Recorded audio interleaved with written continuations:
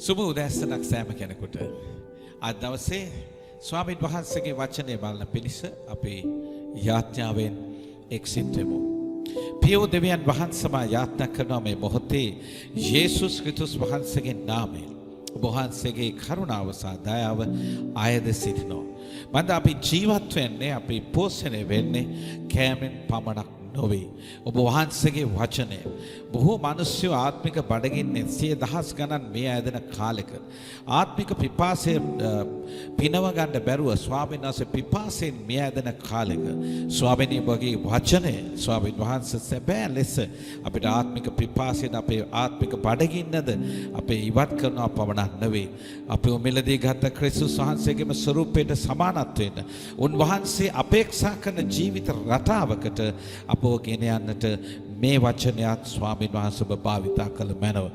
මේ වචනේ දේශනා කරන්න පෙළඹවූ සුද්ධාත්මනිය වහන්සේ මාහට කතා කර සියල්ලද ඊටත් වඩා වැඩි දේවල්ද වහන්සේගේ වචනයෙන් වහන්සේගේ දාස දාසින්ටගේ දරුවන්ට කතා කළ මැනව. දැන් සුද්ධාත්මනියට විරුද්ධව නැගිටින මේ ලෝකයේ දෙවියා සාතන්ගේ සම්පූර්ණ බලය යේසුස් වහන්සේගේ නාමයෙන් බැඳ දැන් පියාණනී වහන්සේගේ මහිමාන්විත හස්තයෙන් දෙවියන් වහන්සේගේ පුත්‍රෝ යේසුස් වහන්සේගේ නාමය කරන කොටගෙන සුද්ධාත්මයන් වහන්සේ කරන කොටගෙන දැන් අපිට කතා කළ මැනව යේසුස් වහන්සේගේ නාමයෙන්. ආමේන්. 2021 වසරට ඔබ හැමෝටම සුබ අලුත් වසරක් වේවා කියලා මා සුබ පතන ගමන්. ඔබට මා කලින් දේශනා කරපු දේශනා දෙකක් ඉදිරිපත් කරන්නට නොහැකි වුණා. එයින් එක් දේශනාවක් පිලමොන් පොතේ පළවෙනියෙන්ම දේශනා කරපු දේශනාව. එහි දේශනා කරනු ලැබුවේ පළවෙනි පරිච්ඡේදයේ පළවෙනි පද 7 ගැනයි. පිලමොන් කියන දේවදාසයාට ලියපු ලිපියේ පිලමොන්ගේ ජීවිතේ වඩා වටිනා කාරණා මතු කළා එහි පළවෙනි කොටස තුල.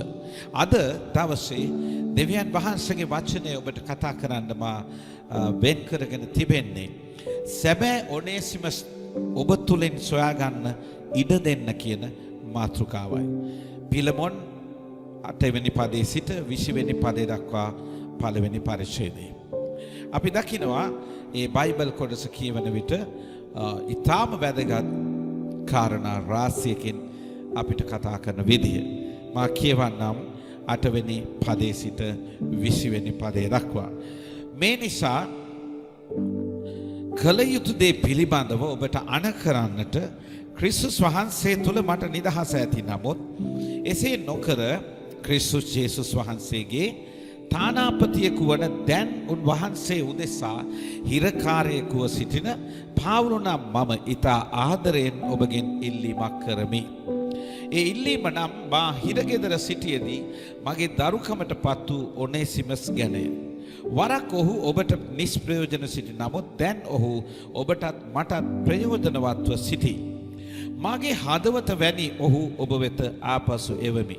සුබ ආස්න නිසා මා හිර අඩස්සියේ සිටියේදී ඔබ වෙනුවෙන් මට උපස්ථාන කරන පිණිස ඔහු මා ළඟ නවතා ගැනීමට මම කැමැත්තෙමි. එහෙත් ඔබේ අනුමැතිය නැතිව කිසිත් කරන්නට මම කැමැති නොවෙමි. මන්ද ඔබේ උපකාරය බල කිරීමෙන් නොව සිය කැමැත්තෙන්ම දෙන දෙයක් විය යුතුය. සමහර විට ඔනේසිමස් ඔබෙන් ටික කාලයකට වෙන් වූයේ නැවත ඔහු ඔබට නිත්‍ය ලෙස අයිති වෙන පිණිස විය හැකිය. එහෙත් මෙතෙන් පටන් ඔහු දාසයෙකු නොව දාසයකම ඉක්ම වූ ප්‍රේමණීය සහෝදරයෙකි.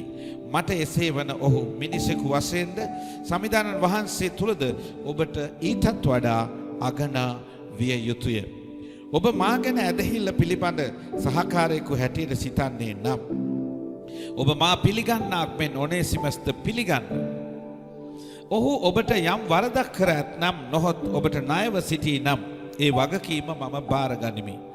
පාවුලු නම් මම මාගේ අතින්ම මෙසේ ලියා සහතික කරමි. ඒ ණය මම ගෙවමි. එසේ ලියන අතර ඔබේ ජීවිතය ගැන ඔබ මට ණය ගැතිව සිටින බව මතක් කළාට වරදක් නැත. මාගේ සහෝදරය සමිදානන් වහන්සේ තුල මට මේ උපකාරය කරන්න කිතුණෙකු වශයෙන් මාගේ සිත සනසන්න.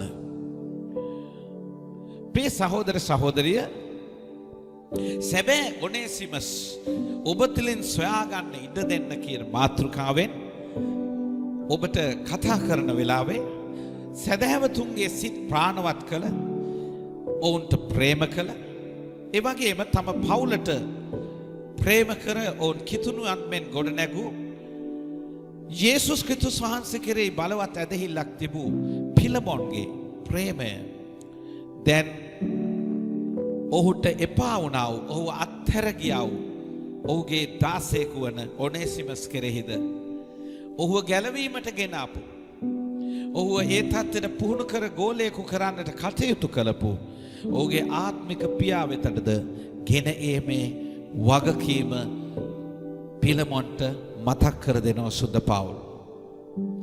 අපි දකිනවා පළවෙනි පද 4 ඉඳලා 7 දක්වා පවුල්තුමා දෙවියන් වහන්සේට බොහෝ සෙයින් ස්තුති කරනවා පිලමොන්ගේ ජීවිතයේ තිබුණා වටිනාකම් දෙකක්. එකක් ඔහු යේසුස් ක්‍රිස්තුස් වහන්සේ කෙරෙහි සැබෑ ඇදහිල්ලෙන් සිටපු කෙනෙක්. ඒ වගේම ඔහු සභා තමාගේ නිවසේ පවත්වපු දේව මෙහෙට ආපු සියලු ඇදහිලිවතුන්ට සැබෑ ලෙස ප්‍රේම කරපු කෙනා.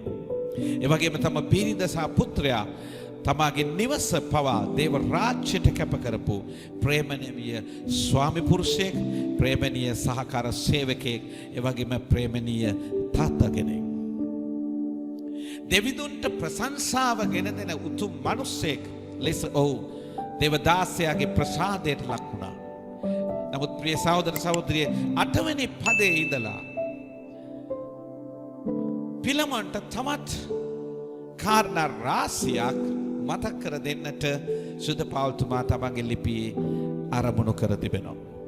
පළවෙනි දෙයට අපි යමු වුණොත් සම්පූර්ණ පුජ්‍යලයක් වීමට අසම්පූර්ණ තැන් වෙතින් සම්පූර්ණ තැන් වෙතට අපව යොමු කරන්නේ කවුද? අපි දකිනවා මිනිසෙක් සම්පූර්ණ පුජ්‍යලයක් වීමට ආසයි. නමුත් අසම්පූර්ණ තත්වයෙන් සම්පූර්ණ තැන්වලට අපව යොමු කරන්නේ කවුද? අපි දකින විදිහට නිවැරදි නායකයෝ ඔබව මාව සම්පූර්ණ වුණු තැන් වලින් ඉවත් කොට අසම්පූර්ණ තැන් වලින් ඉවත් කොට සම්පූර්ණ තැනට ගෙනියන්නට ඔබගේ මගේ හොඳ තැන් පමණක් නෙවෙයි තාමත් ගොඩ නැගිලා නැති තැන් සාදන්නට මඟ පෙන්වනවා වූ ඒ නායකයෝ පමණයි. ඔවුන් සැබෑ නායකයෝ. දෙක එවැනි තත්වයකට අපිව ගෙනෙල්ලා අපිව සම්පූර්ණත්වයට ගේන්න මහන්සි වෙන දෙවෙනි අය තමයි ආත්මික දෙමාපියන්. සුභාරංචිය නිසා දැන් සිරගතව සිටින ඔහු දැන් වියපත් තත්ත්වයට පත් වෙලා තියෙනවා කියලා අපිට පේනවා. සුද්ධ පවුල්තුමා දැන් සිරගතව සිට ඔහු නිදහස්ව සිටියත් එහෙම නැත්නම් තාමත් සිරේ හිටියත් දැන් ඔහු වියපත් තත්ත්වයට පත් වෙච්චි වයසට ගියපු දේවදාසෙක්. ඒ විතරක් නොවේ. පිලමොන් දැන් නායකයෙක්.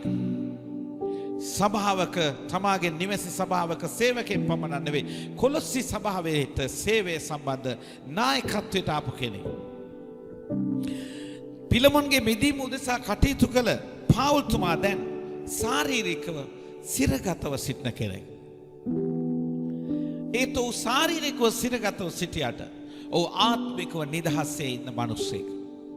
හැබැයි තාමත් ශාරීරිකව සැබෑ ලෙස නිදහස්ව නැති ශාරීරිකව සිරගතව සිටින කෙනා කවුද?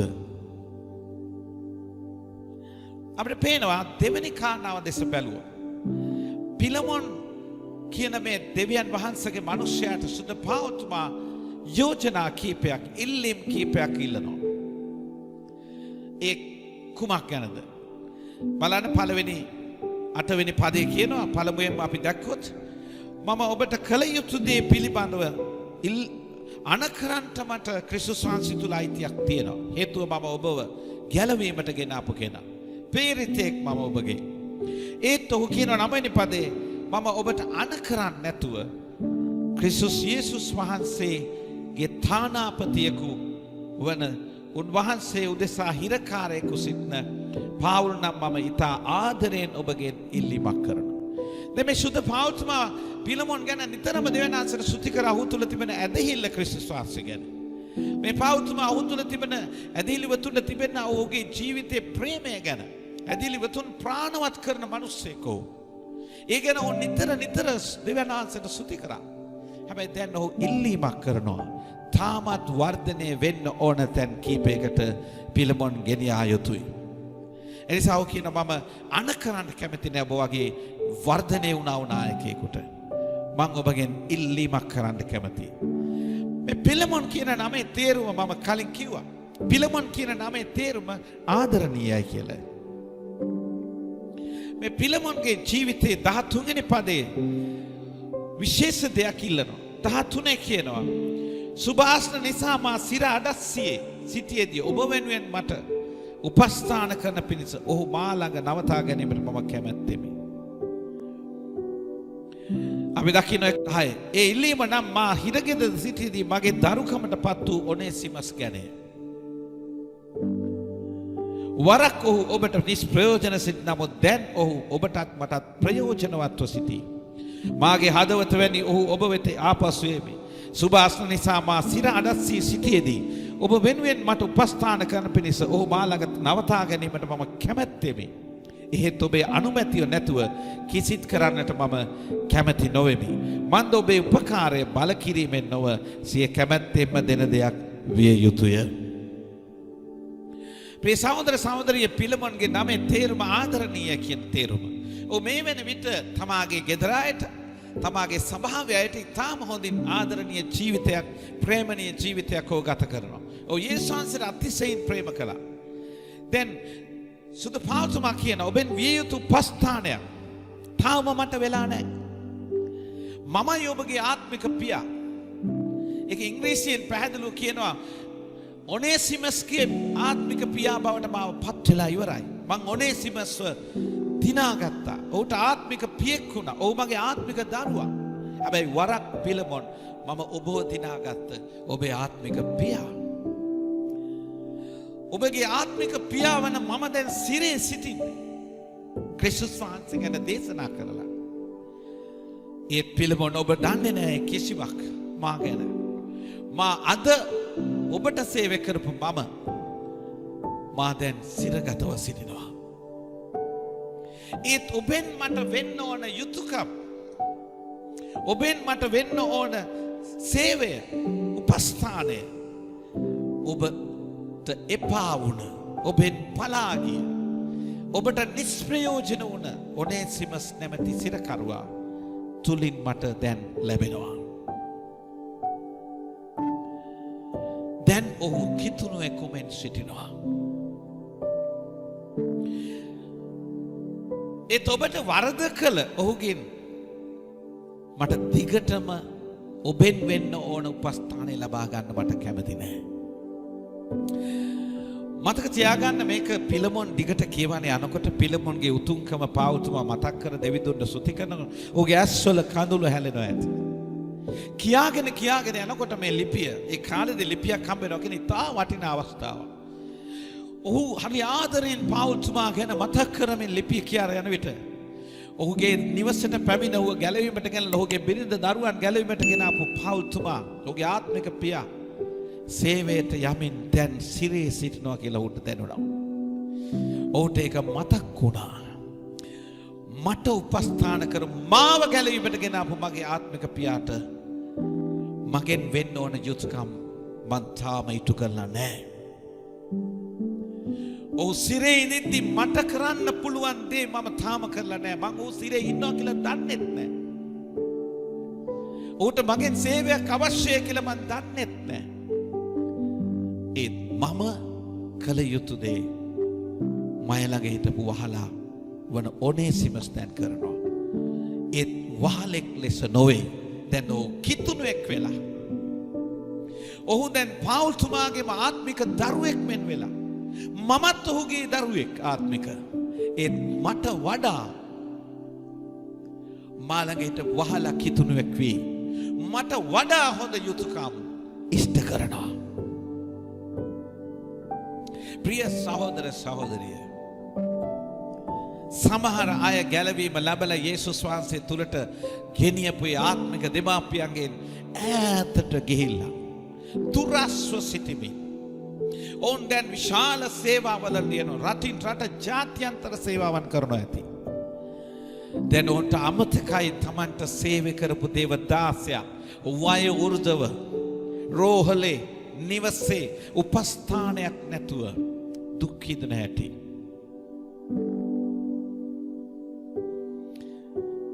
ඒත් ඔනේසිමස්ලා වගේ අය නිසා ඔනේසිමස්ලා කරන බලපෑම් නිසා එවැනි දේවදාසයන්ගේ දුර්වල තැන් මතුවලා එනවා. ප්‍රිය සහෝදර සහෝදරිය, මොහු පිලමොන් දැන් ආත්මික නායකයෙක් ලෙස හිටියත් සහකාර සේවකයෙක් වෙලා සිටියත් ඔහු තමාගේ ආත්මික ගුරුතුමාට එමෙන්න පියාට සේවයක් නොකරපු වරද තාම හදාගෙන නැහැ. ඔහු තමන්ගේ සභාවට අතිශයින් ප්‍රේම කරනවා. තමාගේ සභාවට එන මිනිස්සුන්ට ප්‍රේමණීය සේවකයෙක්. ගෙදර බිරිඳට සහ දරුවට ප්‍රේමණීය පුරුෂයෙක් සහ තාත්තා කෙනෙක්. ඔහුගේ ජීවිතයේ යේසුස් වහන්සේ තුළ හොඳ ඇදහිල්ලෙන් වැඩුණු කෙනෙක්. නමුත් ඔහු තාම තමාගේ ආත්මික නායකයාට ඔහුගෙන් වෙන්න ඕන යුතුයකම් තාම ඉටු වෙලා නැහැ. සුද පෞල්තුමා කියනවා, ඔනේසිමස්, ඔබට එපා වෙච්ච ඔනේසිමස් දැන් මට ප්‍රයෝජනවත්. මට පමණක් නෙවෙයි, ඔබෙන් වෙන්න ඕන සේවය මට දැන් ඔහු දෙනවා. ඒත් වහලෙක් අයිති සහෝදර සහෝදරිය ස්වාමියාටයි. එනිසා සුදු පෞල්තුමා කියනවා, ඔබේ අවසරයක් නැතුව ඔබගේ කැමැත්තෙන් තොරව ඔහුගෙන් ඔබ වෙනුවට සේවය ලබා ගන්න මට අයිතියක් නැහැ. එනිසා මම ඔහු වෙතට එවනවා ඔබේ අනුමැතිය ලබා ගන්න පිණිස. ඉතා වැදගත් දෙයක් තමයි 1:14. 1:14 කියනවා, ඔබේ උපකාරය බල කිරීමෙන් නොව සිය කැමැත්තෙන්ම දෙන දෙයක් විය යුතුයි. ඔබගේ දාසයාගෙන් උනත් උපකාරයක් මට තවත් ගන්න බෑ. හේතුව වහලා අයිති ඔබට. ඒත් එය බල කිරීමෙන් මට ඔබගේ උපස්ථානය අවශ්‍ය නැහැ. මට ඒක ඕන ඔබගෙන් සිය කැමැත්තෙන්. ප්‍රිය සහෝදර සහෝදරිය, ඔබගේ ආත්මික දෙමාපියන්ට ඔබට සේවය කරපු ඔබගේ නායකයන් උපස්ථානයක් ඔබගෙන් ඕන බල කිරීමෙන් නෙවෙයි, සිය කැමැත්තෙන්. සම්පූර්ණ කීකරු මිනිසයා සභාවට ප්‍රේම කරනවා විතරක් නොවේ, සෙනගට නැවුම් ජීවිතයක් ගත කරනවා පමණක් නොවේ, තමාට ඉහළින් සිටින තමාට කියලා දුන්න සියල්ල වටහා දුන්න ආත්මික දෙමාපියන්ටත් ඔහු සිය කැමැත්තෙන්ම උපස්ථාන කරනවා. දෙවෙනි කාරණාව, මේ ආදරණීය පිලමොන් තවත් පැත්තකින් වර්ධනය වෙන්න ඕන. ඒ තමයි තමන්ට වරද කළ, තමා වෙතින් පලා ගිය වහල් තරුණයා නැවත පිළිගන්න ඕන. ඒත් වහලෙක් ලෙස නොවේ. දැන් ඔහු ගැලවීම ලබලා. සුද පෞල්තුමා ඔහු ගැන කියනවා, පිලමොන් ඔබ මගේ හදවත වගේ කියලා කියන්න මං ගියේ නෑ තාම. නමුත් මේ පිලමොන් ඔබට එපා වෙච්ච ඔනේසිමස් දැන් මගේ හදවත වගේ වෙනස් වෙලා. ඔබ මගේ හදවත වගේ වෙනස් වෙලා නෑ තාම. නමුත් ඔබ වෙතින් පලා ගිය ඔනේසිමස් මගේ හදවත වගේ වෙනස් වෙච්ච මගේ දරුවෙක්. දැන් ඔබ ඔහු වහලෙක් ලෙස පිළිගන්න එපා. දැන් ඔහු කිතුණුවෙක් වගේ, දැන් ඔබේ සහෝදරයෙක් ලෙස පිළිගන්න. වහල් සමාජයේ, වහල් ජීවිත, වහලුන්ට ඊටාම කූරතර විදියට සලකපු සමාජයට පෙරලියක් මේ හරහා කිතුණුවෙකුගේ ජීවිතයෙන් සහ කිතුණෙක් උණ වහලගේ ජීවිතය පිළිගැනීමෙන් එදා සමාජය වෙනස් කරන්නට සුද පෞල්තුමා පිලමොන්ට යෝජනා කරනවා. මට ඔහු පිළිබඳ හැඟෙන්නේ, දැනෙන්නේ කොයි වගේද? මට ඔහු පිළිබඳ හැඟෙන්නේ, දැනෙන්නේ ඔහු ස්වාමින් වහන්සේ තුල මිනිසෙක් පමණක් නොවේ. ඔහු මට ප්‍රයෝජනවත් ප්‍රේමණීය සහෝදරයෙක් වගේ කියලා 10 වෙනි පදේ කියනවා. ඔහු තුලින් දාසකමට වඩා ප්‍රේමණීය සහෝදරකමක් මට පේනවා. පිලමොන්, ඔබගේ ඔනේසිමස් මට එසේ පේනවා නම් ඔබට ඔහු මිනිසෙක් ලෙස පමණක් නොවේ, ස්වාමින් වහන්සේ තුල ඔබට ඔහුව ඊටත් වඩා අගනා මිනිසෙක් වෙනවා. ප්‍රිය සහෝදර සහෝදරිය, දේවදාස දාසින් ඉන්න තමාගේ සභාවේ ඇදහිලිවතුන් ඉතාම හොඳින් ප්‍රේම කරනවා. තමාගේ බිරිඳට, තමාගේ දරුවට ප්‍රේම කරනවා. ඒ තමාට ඉහළින් ඉන්න ආත්මික නායකයන්ට උපස්ථානයක් තමන්ගෙන් වෙන්න ඕන කියලා හිතන්නේ. මතක තියාගන්න, ඔබේ ආත්මික නායකයන්ට බොහෝ මුදල් හදල් ලැබෙනවා ඇති. ඔබ දැකලා ඇති ඔවුන්ට බොහෝ දේවල් දෙනවා. නමුත් ඔබෙන් දෙන්න ඕන දේ තාම දීලා නැත්නම්, ඔබෙන් විය යුතු සේවය වෙලා නැත්නම්, ඒක පිරිමහන්න වෙන කවදාවත් බෑ. දෙක, ඔබෙන් පලා ගිය ඒ වහලා ඔහු කිතුණෙක් ලෙස ඔහුගේ වරද පිළි අරගෙන ඔබ වෙතට එන විට ඔබ ප්‍රේමණීය ආදරණීය පිළමොන් වෙන්න නම් ඔබ ඔහුව පිළිගත යුතුයි. ඔබට වරද කළ අයව යලි සමාවෙල්ලා එන විට පිළිගෙන ඔහු සහෝදරයෙක් ලෙස පිළිගත යුතුයි. ඔබට වරද කළ අය ලෙස නොවේ, දැන් ඔහු කිතුණුවෙක් ලෙස පිළිගත යුතුයි. ඔබට අලාභ කරපු කෙනාට ප්‍රේමණීය අත දිගු කිරීමක් දිය යුතුයි. දෙවිදුන්ගේ ප්‍රශංසාවට එබතම් දෙවියන් වහන්සේට ස්තුතිය දක්වන ජීවිතයක් පිළමොන් තුල තිබුණත් තාමත් ඔහු අංශ දෙකකින් හැදෙන්න ඕන. ඒ තමාට ප්‍රේම කර තමාව ගැලවීමට ගෙනාපු තම ආත්මික පියාට ඔහු තාමත් ණයයි. ඇයි එහෙම කියන්නේ? හේතුව දෙවියන් වහන්සේගේ වචනේ කියනවා මේ ඔනේසිමස් යම් විදියකින් මුදලක් හොරකම් කරලා පලා ගියා වෙන්න ඇති කියලා සමහරව හිතනවා. තවත් අය හිතනවා ඔනේසිමස් මිලදී ගත්ත නිසා ඔහුගෙන් වැඩක් ඔහුට අවශ්‍යයි. නමුත් ඔහු ගෙදරින් පැනලා ගියා. පසුගිය කාලේ පුරාම ඔහු පැනලා ගියාට පස්සේ ඔහුගෙන් උපයා ගන්න තිබිච්ච මුදල් නැත්නම් වැඩ රාජකාරියට වෙන කෙනෙකු ලව්ව කරගන්න වෙලා ඇති. නිසා ඔහුගෙන් දැන් ලැබිය යුතු ලාභයක් හම්බ කරගන්න බැරි වෙනවා. එනිසා සුද්ධ පෞල්තුමා කියනවා ඔහු ගෙවන්න යම් නරකක් වෙලා තියෙනවා නම් ඔබට යමක් ඔහු ඔබට යම් වරදක් කරත් නම් නොහොත් ඔබට ණයව සිටී නම් ඒ වගකීම මම බාර ගන්නවා. පාවුල් නම් මම මගේම අතින් මෙසේ ලියා සහතික කරමි. ඒ ණය මම ගෙවමි. එසේ ලියන අතර ඔබේ ජීවිතය ගැන ඔබ මට ණය ගැතිව සිටින බව මතක් කළාට වරදක් නැත. ඔනේසිමස් ඔබට ණය වෙලා ඇති. ගෙවිය යුතු මුදලක් ඇති. ඔබට අලාභයක් වෙලා ඇති. ඔහු ඔබට වරදක් කළා ඇති. මම ඒ ණය ගෙවනවා. ආත්මික පියවරු මනුෂ්‍යයන් ගොඩනගන විට ඒ මිනිස්සුන්ගේ ජීවිතවල තියෙන බොහෝ දේවල් වෙනුවෙන් මිලයක් ගෙවනවා ඔවුන් වරද නොකර. ඔබගේ අතින් වෙච්චි වැරදිවලට ඔබේ නායකයෝ ඔබ වැරදි ඔබගෙන් පීඩා විඳපු අය වෙනුවෙන් ගිහිල්ලා සමාව වෙන්න ඇති. මේ මං එවපු කෙනා අතින් වෙච්චි වරදට සමාව වෙන්න. අනේ මගේ සහෝදරයා අතින් වාට වෙච්චි වරදට සමාව දෙන්න. සමහර සභාපාලකයෝ තමාගේ සහකාර සේවක සේවිකාව අතින් වැරදුනාම ඇදහිලිවතුන් ළඟට ගිහිල්ලා සමාව වෙන්න කියනවා. මටත් මාත් එක්ක ආපු සේවකයාට සමාව දෙන්න. ඔබ මා වෙනුවෙන් ඔවුන් සමාව වෙන්න තියෙනවා. ඔබ මා විසින් ගෙවිය යුතු දේ ඔවුන් ගෙවනවා. ඔවුන් ඔබ වෙනුවෙන් මා වෙනුවෙන් කිසි වරදක් නොකරලා ඒ වරදට හිමි දඬුවමට නිසි විපාක ඔවුන් ගෙවනවා. ක්‍රිස්තුස් වහන්සේ වරදකරුවන් වෙනුවෙන් තමාගේ ජීවිතය දුන්න පමණක් නොවේ. ඒ මිලේ ගෙවුවා. ඔබ මතකද යේසුස් වහන්සේ පේදුරුගේ අතින් හානි වෙච්ච මිනිසයාගේ කන මවලා ඒ කැලල මකලා පේදුරුව නිවැරදි කරනවා. පේදුරු කරන්න ඕන දේ යේසුස් වහන්සේ පේදුරු වෙනුවෙන් ඒ දේ කරලා අවසන් කරනවා. ඔට ලැජ්ජාවක් නැතුව සමාජයට යන්න. ප්‍රිය සහෝදර සහෝදරිය, පිලමොන්ට කරුණු දෙකක් මතක් කර දෙනවා. පිලමොන් ආත්මික ගොඩනැගීමේදී ඔබ වෙදුසා මා කරපු ඔබට කරපු මහන්සියට ඔබ වෙනුවෙන් මං කරපු සේවයට ඔබ තාම ණය ගැති. ඔබේ මිල ගෙවිය යුතුයි. ඔබ මට තාම ණයයි ඔබගේ ආත්මික ජීවිතේ. ඔබ මට උපස්ථාන කළ යුතුයි. ඒත් ඔබ මට තාම උපස්ථාන කළා නැහැ. සමහර විට තමන් ආත්මික තලයේ උසස් තැනකට ආවහම තමන් වෙනුවෙන් ආත්මිකව වැය වෙච්චි මහන්සි වෙච්ච ආත්මික නායකයන් තමන් වෙනුවෙන් ගෙවලා තියෙන මිලය කවදාවත් සංසන්දනය කරන්න බෑ.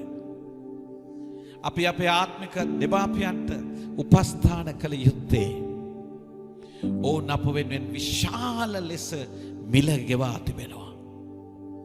ඒක තේරුම් අරගෙන කොතරම් සැලකුවත් මේ මිලය නිම කරන්න බෑ. තාමත් පිලමොන් ණයයි පවුල්ට. තාමත් පිලමොන් තමාට සේවය කරපු දැන් වයෝවෘද්ධව සිරගතව ඉන්න තම ආත්මික පියාට කිසිදු උපස්ථානයක් කරලා නැහැ.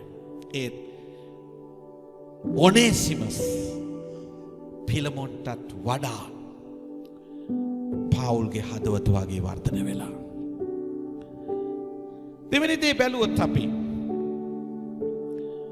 දෙවෙනි දේ යටතේ ඔනේසිමස් ගැන ශුද්ධ පවුල්තුමාගේ ආසාව මොකක්ද?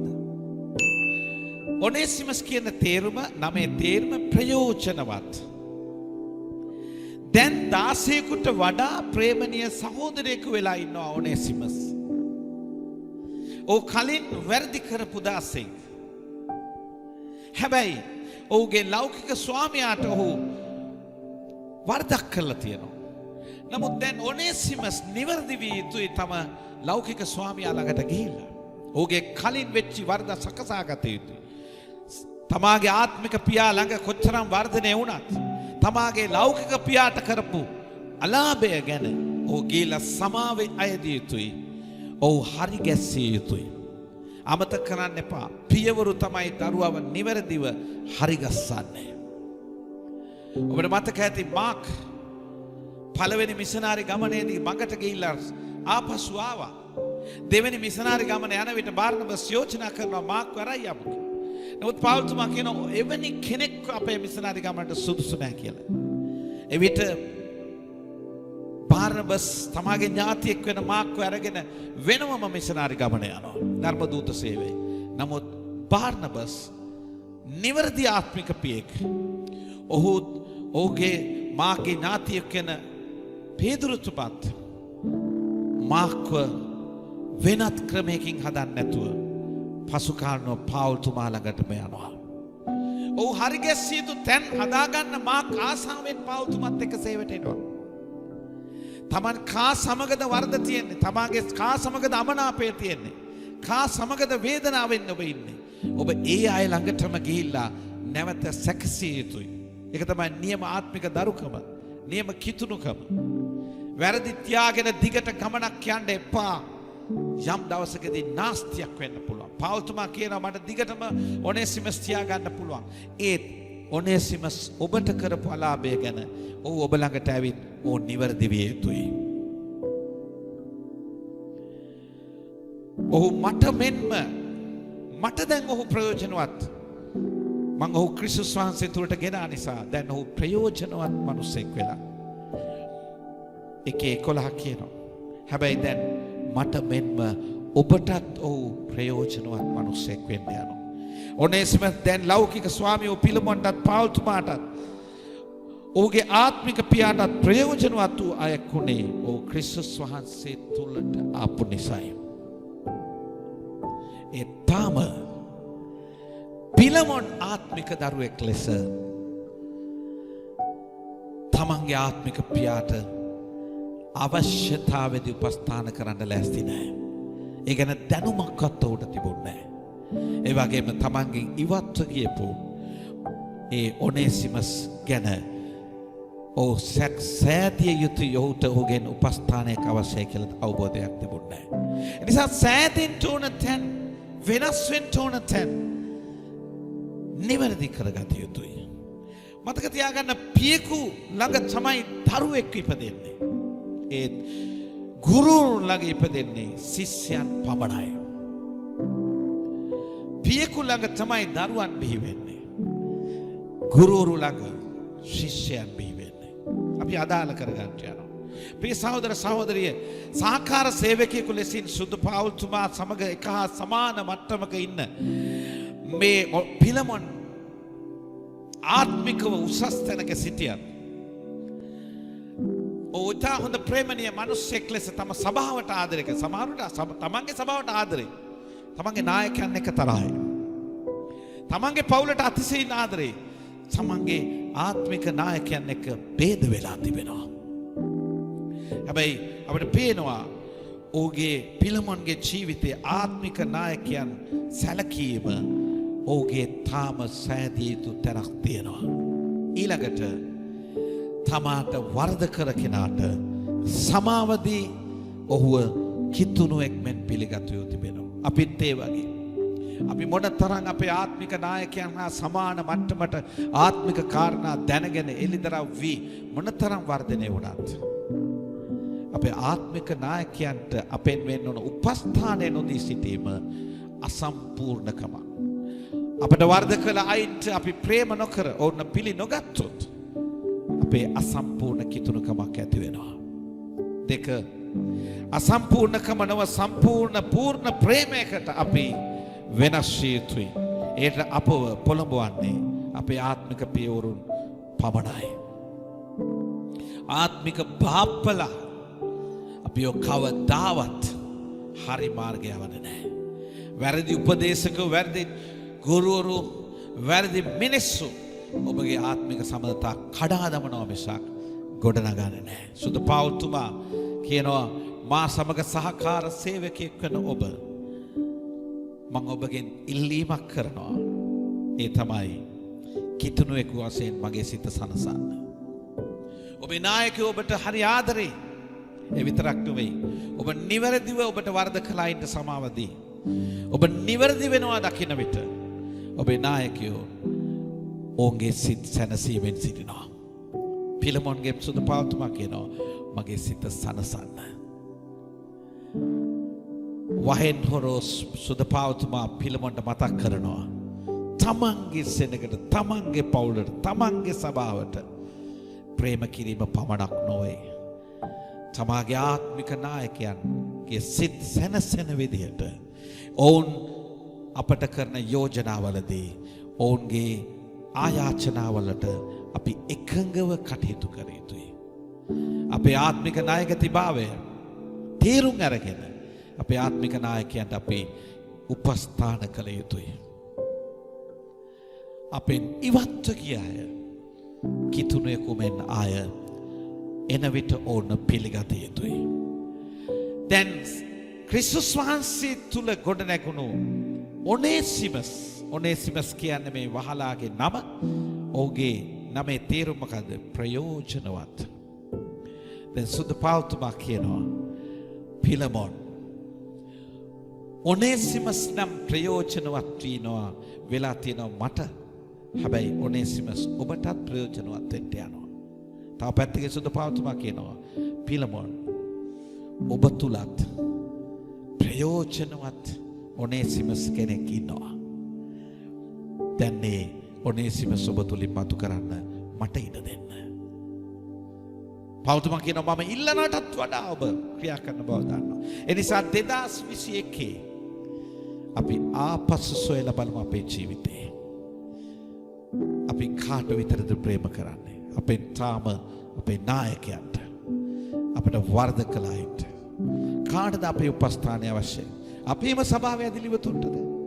නැත්නම් අපිට සේවය කියලා දුන්න අපේ නායකයන්ටත් අපි ප්‍රේමයෙන් සැලකිය යුතුද? දෙක අපේ ආත්මික නායකතිභාවය අපි අමතක නොකළ යුතුයි.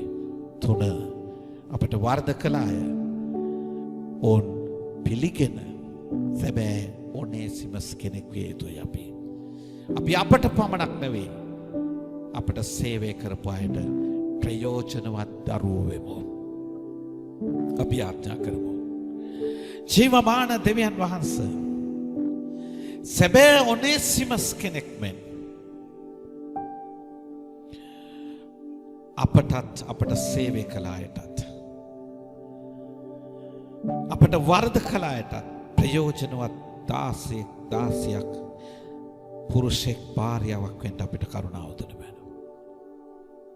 අපේ නිවත්ව ගිය අය අපව වෙන විට පිළිගන්න තරම් ඔවුන්ගේ වර්ධ පිළිගෙන ඔවුන් සමාවෙන්නට ඔවුන්ට ප්‍රයෝජනවත් ප්‍රේමයක් දෙන්නට පුළුවන් මිනිස්සෙක් වෙන්නට අපිට කරුණාව දෙන්න බෑ. දෙවියන් වහන්සේගේ පුත්‍රයා කෙරෙහි ඇදහිීමත් ඇදහිලිවතුන්ට ප්‍රේමය දැක්වීමත් පමණක් නොව අපට සේවය කරන අයගේ සිත් සනසන පිණිස ඔවුන් අපෙන් ඉල්ලන ඉල්ලීමට යටහත් ඇහුම්කන් දී සෑදෙන්න ඕන තැන් සාදගන්ට කරුණාව දුන බැනව 2021 වසර චරිත්‍රමය වෙනසකට යන වසරක් වේවා කියලා මා යාඥා කොට ආශිර්වාද කරනවා. අසම්පූර්ණ වර්ධනයට වඩා අසම්පූර්ණකමින් සම්පූර්ණ පූර්ණකමකට අපේ ජීවිතයේ පිළිමොන්ගේ ජීවිතයේ හසුරුවා වූ වචනෙන්ම අපව ගොඩනගන්න. අපට සලකපු අපේ ආත්මික නායකයන් කොතරම් ආර්ථිකව සුව පහසුව සහ ප්‍රීතියෙන් සිටියත් අපි නොසලකුවා කියන චෝදනාව අපට ඇති බැවින් අපේ ආත්මික නායකයන්ට අපෙන් වෙන්න ඕන යුතුයකම්ද වර්ධ කළ අයින්ට අපෙන් වෙන්න ඕන ප්‍රේමයත් පිළිගැනීමත් අපේ සිත් අපි වෙනස් කරගෙන අපේ ඇදිලිවතුන්ට නැවුම් බවක් ගෙනෙන්න පුළුවන් වූ ජීවිතයක් අපි ගත කළා වගේ අපට වර්ධ කළ අයින්වත් නැවුම් ප්‍රේමකින් පිළිගෙන අපේ ස්වාමිවරු අපේ ආත්මික නායකයන්ව අපේ නැවුම් ප්‍රේමයෙන් ඔවුන් සනසන්ට පුළුවන්කම ඔබ අපට දුන මැනව. ජේසුස් වහන්සේගේ නාමයෙන්. ආමෙන්. ඔබ හැමට ජේසු පිටයි.